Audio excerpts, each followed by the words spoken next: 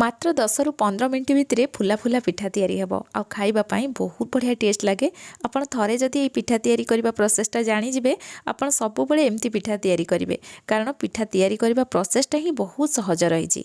घंटा घंटा बिरी चाउल बतरेबार टेंशन नाही किबा जंतीबार भी टेंशन नाही किबा ग्राइंडर जार रो भी कोनोसी आवश्यकता नाही। तथापि पिठा फुला फुला तैयारी हेबो आ बहुत टेस्टी लागे खाइबा पई। आपण निश्चय थरे ट्राई करिवे, तैयारी कले ही जानि परिबे।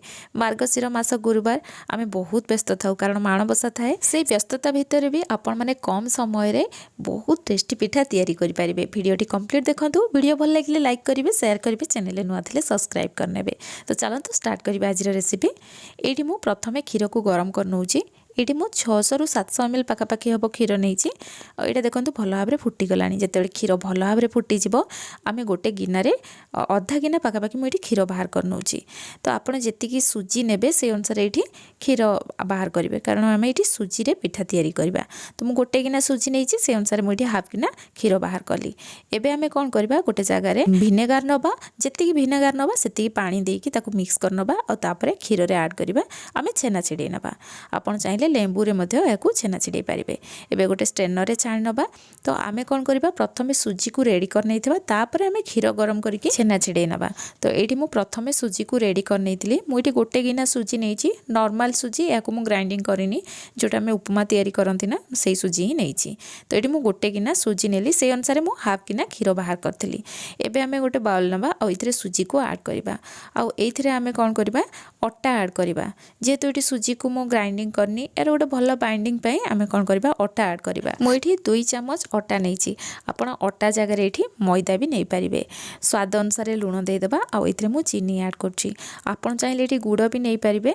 और आपण आपणको टेस्ट हिसाब रे चीनी एथिरे ऐड करिवे।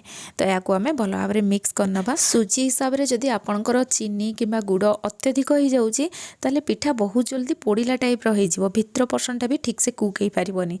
सेथि पई अत्यधिक देबेनी, माने जेतिकी मिठा दरकार से हिसाब रे आपण चीनी किबा गुड़ ऐड करिवे। आमे गरम करके क्षीर रखिथिले बाहर करथिले, ताकू ऐड करबा एथिरे।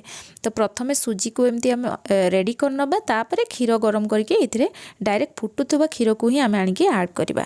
तो आमे छेना मध्ये रखथिले। आपण माने एठी देखिकी जानि परथिबे केते धुआं उठुची, माने संगे संगे मु छेना और क्षीर को एथिरे ऐड करछि। छेना देले कोन हबो, पिठार टेस्ट बहुत बढ़िया आसीबो। आ जो छेना छिड़ेइथिले आमे पानीटा थिला, से पानी को मध्ये मु एथिरे हाफ किना ऐड कली। टोटल क्षीर आमे हाफ किना देले, छेना देले आ हाफ किना जो छेनार पानीटा एथिरे ऐड कले। सब जिंस को भल भाव में मिक्स करनबा। जेहेतु आमे सुजी नैछंती, सेथि पे आपण गरम गरम क्षीर और गरम गरम जो छेना पानीटा को ही ऐड करिवे। हेले एटा भल से फुलिबो, कारण याको आमे जंतीबानी आ एठी आमे बैटर भी याको तैयारी करनाहांती। सेथि पे पूरा गरमा गरम क्षीर एथिरे ऐड करिया पई पड़िबो। आ ताको आमे 5 मिनिट रेस्ट रखिदबा। जेहेतु सुजीटा जदि आमे ई टाइप रो करिबानी, पिठा हार्ड हबो। आ जदि आपण ए प्रोसेसटा करिवे, ताले पिठा पूरा नरम हबो और फुला फुला तैयारी हबो। सुजी रेस्ट रहिबा भितर आमे ड्राई नट को रेडी करनबा।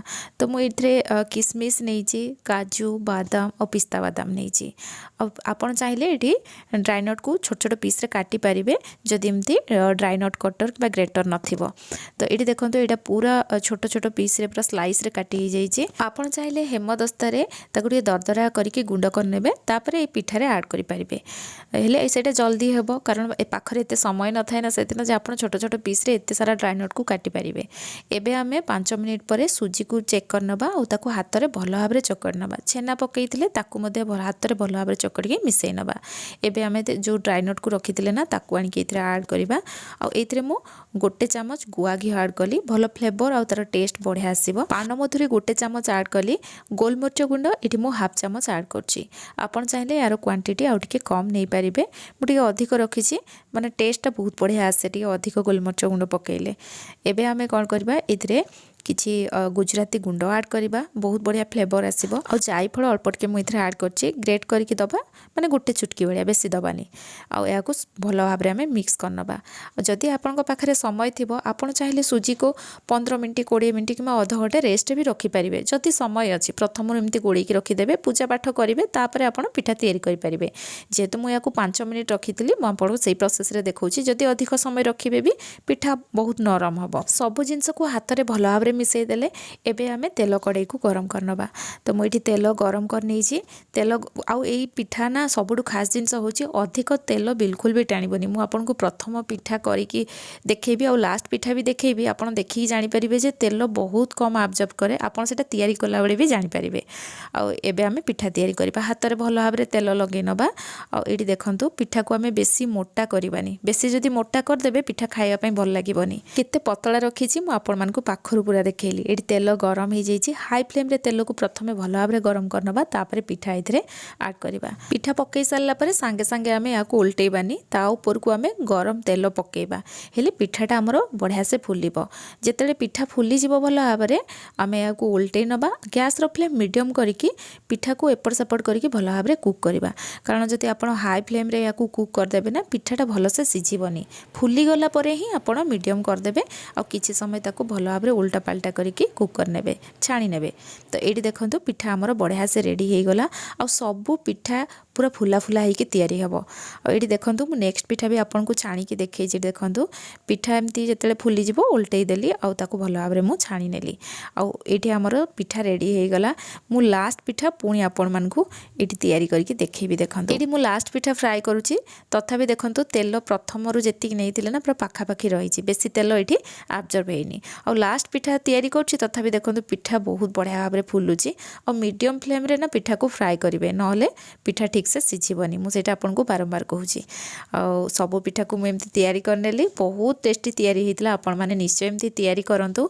आज रो वीडियो केमती लागिला मते कमेंट सेक्शन रे जणाइबे। जदि भल लागिथिबो निश्चय लाइक करके जिबे पुणी आसीबी नुआ रेसिपी नेकी। सेति पर्यंत रहूची धन्यवाद।